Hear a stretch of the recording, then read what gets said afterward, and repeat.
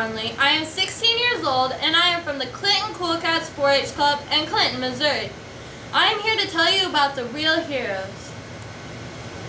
A few definitions of a hero are a remarkable brave person who shown an admirable quality, such as great courage or strength of character. It could also be somebody who is admired for outstanding qualities or achievements. It could also be a man with superpowers, or a sandwich made from a long roll or a loaf of bread with a filling of meat and cheese with lettuce and tomato. I believe people get back to some of the heroes, but I do not think they get back to all of them. It may be me, but I believe these people should be recognized as heroes. To me, the real hero is a child of a soldier, policeman, or firefighter. I have a couple of heroes in my family. These two heroes have gone through a lot. They are my niece and nephew, Kylie and Carter. Kylie is 3 and has been away from her dad for around a year and a half. And Carter is 5 and has been away from his dad for around 2 years of his life. So really, they have only been with their dad for around 1 to 3 years of their life. Carter and Kylie are so young, you'd think they wouldn't remember their dad. But really, the only reason they do remember their dad is because they had talked to him on webcam and he recorded himself reading to them. Kylie didn't seem to know where Daddy was. She could see him, but he really wasn't there. She thought he was just going to jump out and surprise her, but he didn't. I don't really know about Carter. He didn't seem like he wanted to talk to Dad. I guess he thought Dad left and wasn't coming back.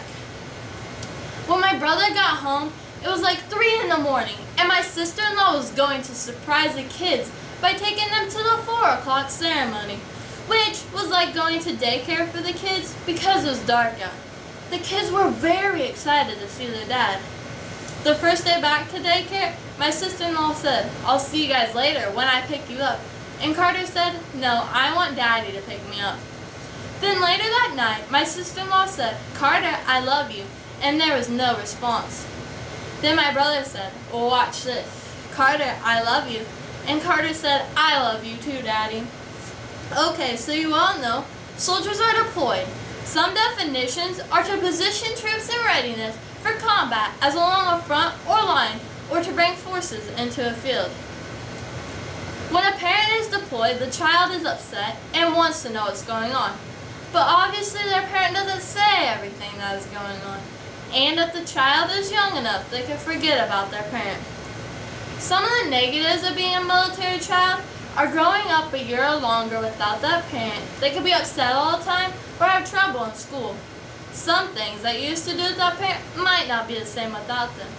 And some kids have to move a lot, so they have to keep making new friends. Some of the positives of being a military child are getting to explore different places. They become stronger and or braver. They become more of a leader in a family or club. They become more responsible, like taking care of siblings or doing housework. In the military, you could have to move a lot, so all your siblings could be born in different states. I know my niece and nephew were born in different states. In fact, they were born 2,917 miles apart. Carter was born in Fayetteville, North Carolina, and Kylie was born in Lacey, Washington. That is a huge move for a kid like Carter, who was 2 back then. I mean, all the way across the country. So, lately, I have been listening to a lot of music, like most teens, and I realized that some of the songs I was listening to reminded me of the military child. Bleed Red stuck in my mind just by the words it says. Where it says, "Give forgiveness a chance," this means to me that the child should forgive what their parent has gotten into and that they left their child. Then where it says, "Turn the anger into water and let it slip through our hands," this means to me that the child is going to be upset or sad sometimes. Then the chorus, "We all bleed red, we all taste rain, all fall down, lose our way, we all say words we regret." This shows that we're all the same. Just because military kids might be upset some of the times doesn't mean they're different from you or me. Then the last part says, "We all bleed red, sometimes we're strong, sometimes we're weak, sometimes we're hurt, and it cuts deep. We live this life, breath to breath." This shows that the military child is going to be strong and weak at points. And the breath-to-breath part means they have to live every day wondering if their parent is going to make it home. The other song in my mind was American Soldier by Toby Keith.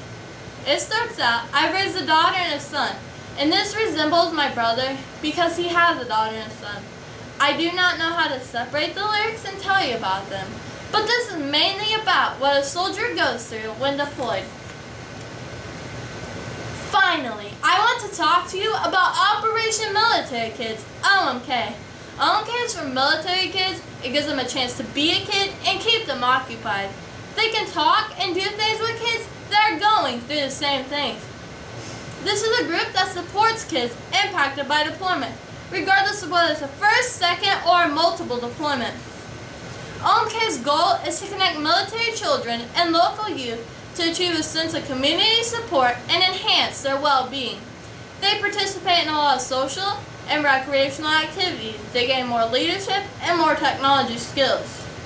Some military bases offer 4-H for these kids. OMK and 4-H work together to bring these kids happiness.